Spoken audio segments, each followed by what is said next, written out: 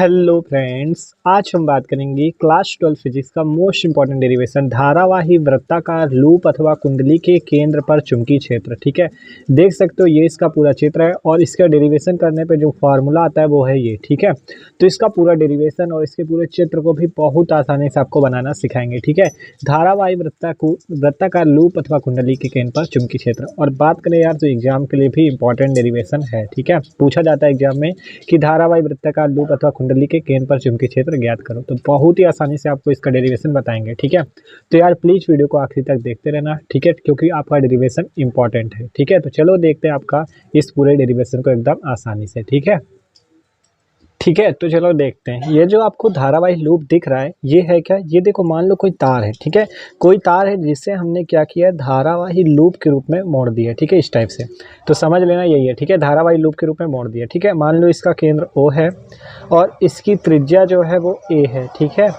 और बात करें ये विभिन्न खंडों से मिलकर बना है, क्योंकि इसके छोटे छोटे कुछ खंड होंगे। ठीक है, उनसे मिलकर बना होगा, तो उसीलिए हमने क्या किया, यहाँ पे मान दिया एक छोटा सा खंड इसका DL है। ठीक है, एक छोटा सा खंड DL है, जिसके कारण हम इस बिंदु O पर चुंबकीय क्षेत्र B का मान ज्ञात करेंगे। और ये भी याद रखो, इस लूप पे धारा I बह रही है। ठीक है, धारा कितनी बह रही है? I बह रही है, और हमें चुंबकीय क्षेत्र B का मान इस केंद्र पर निकालना है। ठीक है, तो ये सिंपल सा चित्र है, एकदम आसान है। ठीक है, कि हमने क्या किया, एक तार लिया है। ठीक है, उसे A त्रिज्या, देखो इसकी त्रिज्या A है। ठीक है, A त्रिज्या के धारावाही लूप में मोड़ दिया है। ठीक है, इसका केंद्र O है और इस पे I एम्पियर की धारा बह रही है। ठीक है, तो देखो आपको इसमें थ्योरी क्या लिखना वो भी बता देते हैं, फिर आपको इसका डेरिवेशन भी बताते हैं। देखो आपको यहाँ पे थ्योरी लिखनी क्या है, आपको लिखना है माना एक तार है जिसे हमने A त्रिज्या के धारावाही वृत्ताकार लूप के रूप में मोड़ा हुआ है। क्या लिखोगे?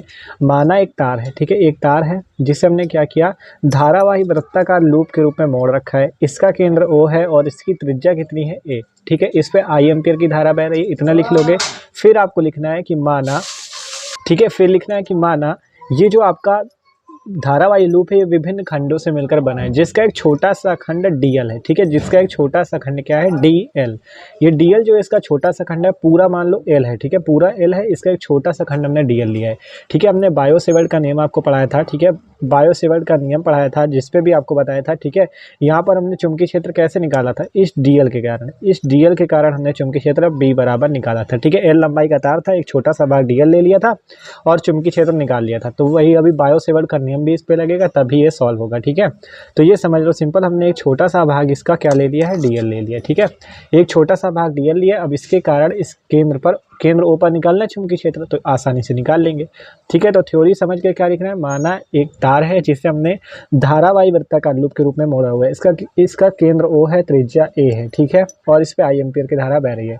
अब लिखोगे माना ये धारावाही लूप विभिन्न खंडों से मिलकर बना है, जिसका एक छोटा सा खंड DL है, इतना लिख लिया। अब आगे देखो करना कैसे डेरिवेशन।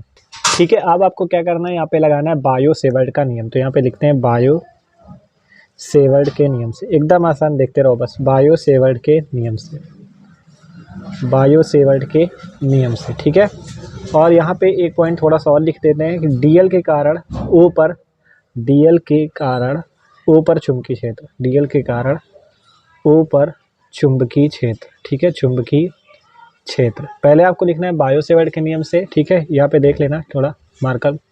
तो देखो बायो सेवर्ट के नियम से फिर लिखोगे DL के कारण चुंबकीय क्षेत्र। क्या हो जाएगा, DL जब छोटा सा है तो इसके कारण चुंबकीय क्षेत्र भी छोटा सा होगा, DB इक्वल टू क्या हो जाएगा, यहाँ से आपको हमने क्या बताया था बायो सेवर्ट का नियम, μ0/4 पाई IDL साइन थीटा अपॉन में R²। ये बायो सेवर्ट का नियम होता है। DB मतलब एक छोटा सा चुंबकीय क्षेत्र इस DL के कारण, और जो बाद में हम निकालेंगे वो आएगा B। ठीक है, ये अभी चुंबकीय क्षेत्र है इस छोटे से अल्पांश भाग के लिए, DL के लिए, इसलिए DB लिखा। ठीक है, μ0/4 pi ideal sine theta upon R² होता है जब R दूरी होती है, लेकिन यहाँ पे दूरी कितनी A, तो यहाँ पे आपको लिख देना A²। ठीक है, दूरी A है, इस कारण से लिख देना A², और इससे मान लेना समीकरण नंबर, अभी न मानो समीकरण को अभी बताते हैं। ठीक है, इतना कर लिया, ideal sine theta upon A²। अब बात करें थीटा का मान, देखो ये आपका DL को हमने यहाँ से मिलाया हुआ है, तो इसके बीच में एक लंब डाला है ना, तो इसके बीच कोण कितना है, 90। थीटा इक्वल टू यहाँ पे है 90, ध्यान से समझ लो। देखो ये DL से हमने यहाँ पे एक लंब डाला हुआ है, देखो ये इस टाइप से बनी है, यहाँ पे एक DL है। ठीक है, इससे हमने केंद्र पे इस टाइप से एक लंब डाला हुआ है, तो इसके बीच का कोण क्या होगा, 90 डिग्री का। ठीक है, ये बात है, यहाँ पे 90 डिग्री का कोण है। ठीक है। तो मतलब थीटा बराबर 90 क्यों हुआ, क्योंकि हमने यहाँ पे एक लंब डाला था। त्रिज्या मतलब त्रिज्या जो है इस केंद्र से मिलती है तो उसके बीच में कोण 90 ही होता है। ठीक है, तो ये देख सकते हो 90 डिग्री। तो यहाँ पे थीटा की जगह आपको 90 रखना होगा। तो D B equal to mu naught upon 4 pi ideal sine 90 upon a square. ठीक है, यहाँ से साइन 90 का मान 1 होता है, तो डी बी इक्वल टू आ जाएगा mu naught upon 4 pi ideal upon a square. ठीक है, क्योंकि साइन 90 की वैल्यू होती साइन 90 की वैल्यू होती 1। ठीक है, तो इसे मान लो समीकरण number 1, D B equal to mu naught upon 4 pi ideal upon a square. ठीक है, तो ये डी बी क्या निकला है अभी, इस छोटे से भाग का चुंबकीय क्षेत्र। ठीक है, देखो क्या किया हमने, ये डीएल के कारण इस ओ बिंदु पर निकाला, मतलब ये डी बी क्या निकला है, छोटे से भाग डीएल के लिए। अब निकालेंगे इस पूरे लूप के लिए। ठीक है, तो वो कैसे निकलेगा वो लिखते हैं यहाँ पर से।